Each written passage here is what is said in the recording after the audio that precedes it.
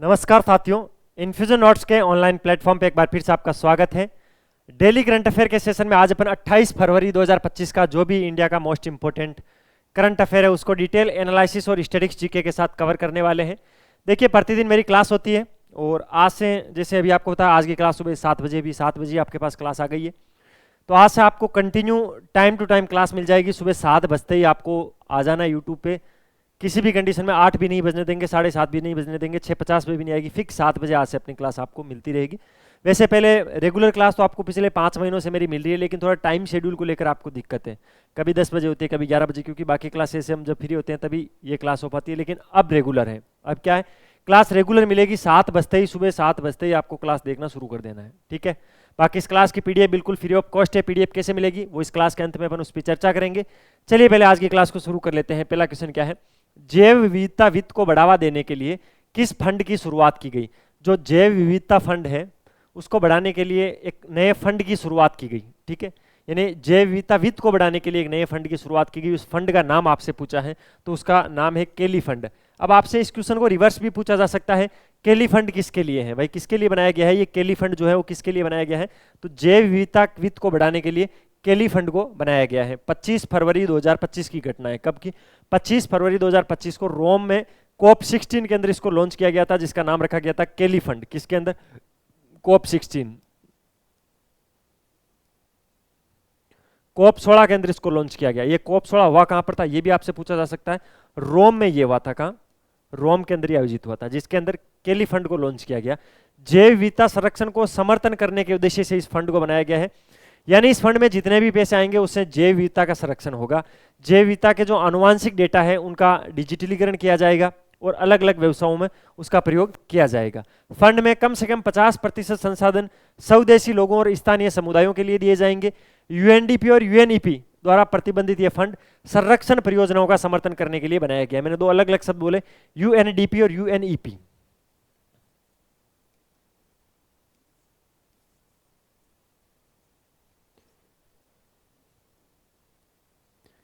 इन दोनों की जितनी भी पर्यावरण संरक्षण और जैव विविधता के संरक्षण को लेकर जितनी भी परियोजनाएं हैं उनके अंदर इस फंड से पैसा जाएगा, केली फंड से पैसा जाएगा। तो इस केली फंड के बारे में आपको प्रत्येक जानकारी को अच्छे से कवर करना है। चलिए अगले क्वेश्चन पे चलते हैं। अगला क्वेश्चन क्या है, हाल ही में राष्ट्रीय धन्वंतरी आयुर्वेद पुरस्कार किसे प्रदान किया गया। देखिए, वैसे तो इस क्वेश्चन के फॉर्मेट को पढ़कर ही आप समझ गए होंगे किसको दिया गया है। इस क्वेश्चन के अंदर अगर ये क्वेश्चन इसी फॉर्मेट में आता है तो आप टप्पा मार सकते हो, टप्पा मार के इस क्वेश्चन को सही कर सकते हो, क्योंकि धन्वंतरी के बारे में आप जानते हो। जो बड़ा हॉस्पिटल होता है उसके अंदर एक धन्वंतरी डिपार्टमेंट होता है, ठीक है। पहले आयुर्वेदिक डॉक्टर हुआ करते थे धन्वंतरी जी। तो हाल ही में राष्ट्रीय धन्वंतरी आयुर्वेद पुरस्कार किसे प्रदान किया गया, तो 3 चिकित्सकों को दिया गया। ये इंपॉर्टेंट है, कितनों को दिया गया, 3। इन तीनों के नाम भी आपको याद रखना है। इस पुरस्कार में दिया क्या जाता है, कौन देता है, सारी चीजें मैं आपको बता देता हूं। आयुष मंत्रालय ने पारंपरिक भारतीय चिकित्सा में उसके असाधारण योगदान के लिए 3 चिकित्सकों को यह पुरस्कार दिया है। राष्ट्रीय धन्वंतरी आयुर्वेदिक पुरस्कार इसका नाम है। पुरस्कार विजेताओं के अंदर 3 वेद हैं। जो आयुर्वेदिक डॉक्टर होते हैं उनको वेद बोलते हैं, वेद जी बोलते हैं अपन, ठीक है। एक तो ताराचंद, वेद ताराचंद शर्मा, वेद मायाराम, मायाराम का पूरा नाम है मायाराम उनियाल, वेद समीर गोविंद, कौन, समीर गोविंद। तो इन तीनों को दिया गया। तीनों वेद जी के नाम आप याद रखना, ताराचंद, मायाराम, समीर गोविंद। क्या क्या बोल रहा हूं, ताराचंद, मायाराम, समीर गोविंद, ये 3 वेद जी जिनको दिया गया। इसके अंदर देते क्या है सर, एक तो देते हैं प्रशस्ति पत्र। प्रशस्ति पत्र को आप समझते हो, भगवान धन्वंतरी जी की छोटी मूर्ति देते हैं, प्रतिमा देते हैं, और 5 लाख रुपए देते हैं। इसके अंदर कितने रुपए देते हैं, 5 लाख। ये चीज आपको ध्यान रखनी है। पैसे अगर आपसे पूछ ले तो आप बता दो कि 5 लाख। एक प्रशस्ति पत्र दिया जाता है, एक छोटी धन्वंतरी की मूर्ति दी जाती है। इस बार 3 डॉक्टरों को दिया गया, 3 चिकित्सकों को दिया गया, जिनके अंदर ताराचंद शर्मा, मायाराम उनियाल, समीर गोविंद, ये तीनों थे। और धन्वंतरी आयुर्वेदिक पुरस्कार इसको बोलते हैं। राष्ट्रीय स्तर का ये पुरस्कार है, इसीलिए एग्जाम की दृष्टि से ये बहुत ही इंपॉर्टेंट है। इस चीज का आपको विशेष ध्यान रखना है। बाकी इस क्लास की पीडीएफ तो लेना ही लेना है, क्योंकि पीडीएफ के अंदर सारे फैक्ट सिस्टमेटिक तरीके से आपको लिखे हुए मिल जाएंगे। पीडीएफ कैसे मिलेगी सर, तो ये जो नंबर दिख रहे हैं 9887809083, आपको इस नंबर पे कॉल या मैसेज करना है। बोलना है सर आपकी जो डेली करंट अफेयर की क्लास होती है उसके में पीडीएफ चाहिए। पीडीएफ बिल्कुल फ्री ऑफ कॉस्ट है, कोई भी आपको सिंगल रुपया उसके लिए नहीं देना है, चार्ज नहीं देना है, बिल्कुल फ्री है। तो आप यहाँ से ले लेना, एक बार मैसेज कर देना, फिर डेली की डेली बिल्कुल आपको फ्री ऑफ कॉस्ट मिलती ही रहेगी। अगले क्वेश्चन पे चलते हैं। भारत के स्टार्टअप इकोसिस्टम को बढ़ावा देने के लिए DPIIT ने हाल ही में किस कंपनी के साथ सहयोग किया है? DPIIT जो कंपनी है, कौन सी? DPIIT कंपनी, इसने भी पेटीएम के साथ समझौता किया है। किस कंपनी के साथ? पेटीएम। आप समझते हो फोन पे गूगल पे करते हो तो पेटीएम भी करते होंगे कहीं स्कैन करके, तो उस पेटीएम कंपनी के साथ DPIIT ने समझौता किया है। किसके लिए किया वो मैंने इस क्वेश्चन में दे दिया, अगर आपने अच्छे से पढ़ा होगा तो। उद्योग एवं आंतरिक व्यापार संवर्धन विभाग है इसकी फुल फॉर्म। क्या है? उद्योग एवं आंतरिक व्यापार संवर्धन विभाग। इसने पेटीएम के साथ भारत में विनिर्माण में फिनटेक स्टार्टअप के विकास को बढ़ावा देने के लिए, कुछ नए नवाचार करने के लिए एक समझौते ज्ञापन पर हस्ताक्षर किया है। इसके अंदर होगा क्या? पेटीएम जो होगा, नए जो स्टार्टअप होंगे, नए जो बिजनेस होंगे, उनको मेंटरशिप देगा, उसको अवसंरचना बना के देगा, एक मोटा मोटी ढांचा जिसको अपन बोलते हैं, बाजार में पहुंच कैसे बनानी है वो बताएगा, वित्त पोषण के अवसर देंगे, जो विनियामक होते हैं उनके मार्गदर्शन देने के रूप में पेटीएम काम करेगा। तो पेटीएम और DPIIT ने समझौता किया है, उद्योग एवं आंतरिक व्यापार संवर्धन विभाग और पेटीएम ने। किसके लिए? भारत के अंदर विनिर्माण एवं फिनटेक स्टार्टअप को बढ़ावा देने के लिए यह समझौता हुआ है। इस चीज को विशेष ध्यान रखना है। अब चलते हैं अगले क्वेश्चन पे। आज का अपना अगला क्वेश्चन क्या है भाई? हाल ही में पंजाब नेशनल बैंक ने विशेष लाभ प्रदान करने के लिए किस बल के साथ समझौते ज्ञापन पर हस्ताक्षर किया है? Punjab national bank, PNB bank ने विशेष लाभ प्रदान करने के लिए एक समझौता किया है। वो किसके साथ किया है? तो वो किया है ITBP के साथ। किसके साथ? ITBP के साथ। पंजाब नेशनल बैंक ने ITBP कर्मियों, पेंशन भोगियों और उनके परिवारों को विशेष वित्तीय और बीमा लाभ प्रदान करने के लिए भारत तिब्बत सुरक्षा सीमा सुरक्षा बल जिसको बोलते हैं उसके साथ समझौता किया। ITBP की मैंने फुल फॉर्म बताई है, क्या है? भारत तिब्बत सीमा पुलिस इसको बोलते हैं, उनके साथ समझौता हुआ है। जिसके अंदर क्या करेगा? PNB आपको बता, बैंक है। बैंक क्या काम करती है? बैंक पेंशन भोगियों के अकाउंट मैनेज करने का काम करती है। कुछ अगर विशेष वित्त चाहिए उनको तो वित्त देने का काम करती है। बीमे करती है उनके। बीमे कैसे? जैसे स्वास्थ्य बीमा हो गया, कोई गाड़ी का बीमा हो गया, तो ये गाड़ियों के वगैरह स्वास्थ्य वगैरह का बीमा करने का काम भी बैंक की करती है काफी सारी। ठीक है, तो PNB ने अब ये जिम्मा उठाया। भारत तिब्बत सीमा पुलिस के साथ ये समझौता हुआ, जिसके अंदर 16 लाख रुपए का व्यक्तिगत दुर्घटना बीमा होगा। कितना? 1 करोड़ रुपए का व्यक्तिगत दुर्घटना बीमा होगा। 1.5 करोड़ रुपए का हवाई दुर्घटना बीमा होगा। अगर कोई ITBP का जवान है, उसने हवाई यात्रा में अगर उसकी मृत्यु हो जाती है तो उसको 1.5 करोड़ रुपए मिलेंगे। ठीक है, अगर कोई व्यक्तिगत दुर्घटना के अंदर उसकी मृत्यु हो जाती है तो 1 करोड़ रुपए मिलेंगे। 1 करोड़ रुपए विकलांगता कवरेज इसके अंदर शामिल किया गया है, यानी कोई एक्सीडेंट हुआ, वहां पर मौत नहीं हुई, वो फौजी विकलांग हो गया है तो भी उसको 1 करोड़ रुपए देगी। कौन? PNB। तो ये पंजाब नेशनल बैंक ने समझौता किया है। ये चीज आपको ध्यान रखनी है। किसके साथ किया है? ITBP के साथ किया है। भारत तिब्बत सीमा पुलिस के साथ किया है। ये चीज आप विशेष ध्यान रखोगे। अगला क्वेश्चन, विनायक दामोदर सावरकर की पुण्यतिथि कब मनाई जाती है? तो आज यानी कल 27 फरवरी को अपन मनाते हैं विनायक दामोदर सावरकर की पुण्यतिथि। वीर सावरकर के नाम से जिनको जानते हैं। ठीक है, वीर सावरकर को क्यों याद करते हैं आपको पता है?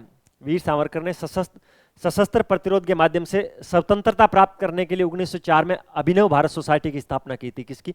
1904 में अभिनव भारत सोसाइटी। अभिनव भारत सोसाइटी कब? 1904। किसने की? वीर सावरकर ने की थी। यह चीज आपको ध्यान रखनी है, इसके लिए इनको याद रखते हैं। 1857 का जो क्रांति हुई थी, जो 1857 का विद्रोह हुआ था, उसको स्वतंत्रता के लिए एक एकीकृत संघर्ष के रूप में व्याख्यांतित करने का काम भी किया था। हिंदुत्व की अवधारणा को काफी लोकप्रिय किया था इन्होंने। सावरकर ने अस्पृश्यता के विरोध और हिंदू को राष्ट्रीय भाषा के रूप में वकालत करने सहित सामाजिक सुधारों में बहुत अच्छा योगदान दिया है। हिंदी को राष्ट्रीय भाषा के रूप में, भाई हिंदी को राष्ट्रीय भाषा घोषित करो, इसके लिए वकालत की थी। ये हिंदू महासभा और RSS के सदस्य भी रह चुके हैं वीर सावरकर। और इनकी पुण्यतिथि कब मनाते हैं? 27 फरवरी को। अभिनव भारत सोसाइटी की स्थापना 1904 में किसने की थी? तो वो की थी वीर सावरकर ने की थी। ये चीज भी आपको ध्यान रखनी है। सारी चीजें इंपॉर्टेंट है, जो भी चीजें मैंने आपको यहां पर पढ़ाई है वो सारी एग्जाम में आने वाली चीजें हैं। अगले क्वेश्चन पे चलते हैं। श्री अनिल जोशी कौन थे? सर ये कोई क्वेश्चन होता है क्या? ऐसे तो पूछ लोगे महेंद्र बुगालिया कौन है, किशन बुगालिया कौन है, बताओ है, विश्वजीत कौन है, मनीष कौन है, ऐसे नहीं, इंपॉर्टेंट है ये। कैसे? श्री अनिल जोशी हैं, अभी इनका निधन हुआ है। निधन के सेक्शन में ये इंपॉर्टेंट है भाई, इस चीज का ध्यान रखना है, क्योंकि इनके निधन पर प्रधानमंत्री जी ने बहुत ज्यादा शोक जताया था। ये गुजरात, यानी गुजरात भारत में आता है, तो भारत के एक प्रसिद्ध गुजराती कवि और निबंधकार है। कौन है? आपसे ये पूछा जा सकता है अनिल जोशी का संबंध किससे है, तो ये गुजराती कवि और निबंधकार है अनिल जोशी। ठीक है, जब इनका अभी आज 26 फरवरी 2025 को मुंबई के अंदर निधन हो गया था। इनकी प्रमुख कृतियां कौन कौन सी है? कड़च इनकी एक प्रति है, बर्फना पंखी, कौन? बर्फना पंखी, पवननी व्यापी, ये गुजराती शब्द है। और 1990 में अपने निबंध संग्रह स्टैचू के लिए इनको साहित्यिक अकादमी पुरस्कार मिल चुका है। मुंबई नगर निगम में गुजराती भाषा विकास परियोजना के लिए प्रमुख सलाहकार के रूप में इनको नियुक्त किया गया था। और 26 फरवरी 2025 को मुंबई में इनका निधन हो गया। नाम है अनिल जोशी। निधन के सेक्शन में इंपॉर्टेंट है, इनका ये पूछा जाएगा कि भाई किस क्षेत्र से संबंधित है। ठीक है, अगला क्वेश्चन, रतन टाटा एंडोमेट फाउंडेशन के अध्यक्ष के रूप में किसे नियुक्त किया गया? ये भाई आज की इंपॉर्टेंट नियुक्ति है और इस प्रकार की नियुक्तियां एग्जाम में कभी कभार सीधी सीधी पूछ ली जाती हैं। रतन टाटा एंडोमेंट फाउंडेशन के अध्यक्ष के रूप में एन चंद्रशेखरन को नियुक्त किया गया। किनको? एन चंद्रशेखरन को नियुक्त किया गया। टाटा सेंस के अध्यक्ष एन चंद्रशेखरन को टाटा एंडोमेंट फाउंडेशन का प्रमुख नियुक्त किया गया। पहले ये जो एन चंद्रशेखरन थे वो टाटा सेंस के अध्यक्ष थे, अब इनको जो रतन टाटा का एंडोमेंट फाउंडेशन है, जिसको RTEF बोलते हैं, उसका प्रमुख नियुक्त कर दिया। ये फाउंडेशन जो दिवंगत रतन टाटा है उनके सेक्शन 8 संस्था के रूप में स्थापित किया गया था, जो कि समाज सेवा हो गया, टेक्नोलॉजी हो गया, नई नई रिसर्च हो गई, उनके माध्यम से भारतीय समाज में विकास की ओर, भारतीय समाज को विकास की ओर ले जाने का काम करता था। इनकी नियुक्ति किसने की है? मेहली मिस्त्री हो गया, शिरनी दीना जेजीभाई और दासयन खंबाट, इन्होंने इनकी नियुक्ति की है। सर ये कौन है? ये रतन टाटा के वसीयत के कार्यकारी हैं। ठीक है, कौन है? रतन टाटा के वसीयत के कार्यकारी हैं। इनके बारे में आपने कभी सुना नहीं होगा। और इन्होंने रतन टाटा एंडोमेंट फाउंडेशन के अध्यक्ष के रूप में एन चंद्रशेखरन की नियुक्ति की है। और इससे पहले ये क्या थे? टाटा सन्स के अध्यक्ष के रूप में एन चंद्रशेखरन काम कर रहे थे। इनकी नियुक्ति मेहली मिस्त्री, शिरीनी दीना जेजीभाई और दासयन खंबाटा ने की है, जो कि रतन टाटा की वसीयत के कार्यकारी हैं। रतन टाटा ने इसकी स्थापना क्यों की थी? आप जानते हो रतन टाटा बहुत ही अच्छे आदमी थे। उनकी मृत्यु के बाद उनका साम्राज्य जो है उसकी रखवाली के लिए इन लोगों को आपको याद रखना है। सैन्य अभ्यास जल थल रक्षा 2025 कौन सा? ये एक बार इस अभ्यास को अच्छे से देख लेना भाई, ये अभ्यास मुझे इंपॉर्टेंट लग रहा है। इस बार इसके बारे में काफी चर्चाएं न्यूज के अंदर हुई थी, तो ये करंट में पूछा जा सकता है। सैन्य अभ्यास है जल थल रक्षा 2025। इसका आयोजन कहाँ हुआ? आपसे ये पूछा है। तो इसका आयोजन हुआ था बेट द्वारका के अंदर। ये बेट द्वारका कहाँ पड़ता है? ये गुजरात के अंदर पड़ता है। बेट द्वारका गुजरात के अंदर सैन्य अभ्यास जल थल रक्षा 2025 आयोजित हुआ था, बेट द्वारका गुजरात के अंदर। इसका उद्देश्य क्या है? जो द्वीप सुरक्षा है उसको बढ़ाना, द्वीप सुरक्षा को मजबूत करना, जो अवैध अतिक्रमण है उसको रोकना। इसके अंदर किस किस ने भाग लिया था? भारतीय सेना थी, भारत का तटरक्षक बल था, मरीन पुलिस थी और कुछ सरकारी एजेंसियों ने इसके अंदर भाग लिया था। बेट द्वारका गुजरात के अंदर हुआ। क्वेश्चन आएगा तो इसी फॉर्मेट में आएगा 99.9%। इस चीज को आपको विशेष ध्यान रखना है। ठीक है,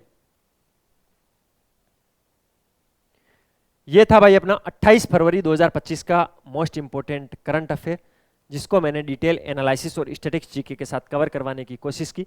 अगर आपको वीडियो की क्वालिटी, कंटेंट की क्वालिटी और हमारी मेहनत अच्छी लग रही है तो लाल वाला बटन दबाकर चैनल को सब्सक्राइब जरूर करना, बेल वाला आइकन प्रेस करना। उससे क्या होगा? नए वीडियो की नोटिफिकेशन आपको सबसे पहले मिलेगी और हमें मिलेगा मोटिवेशन।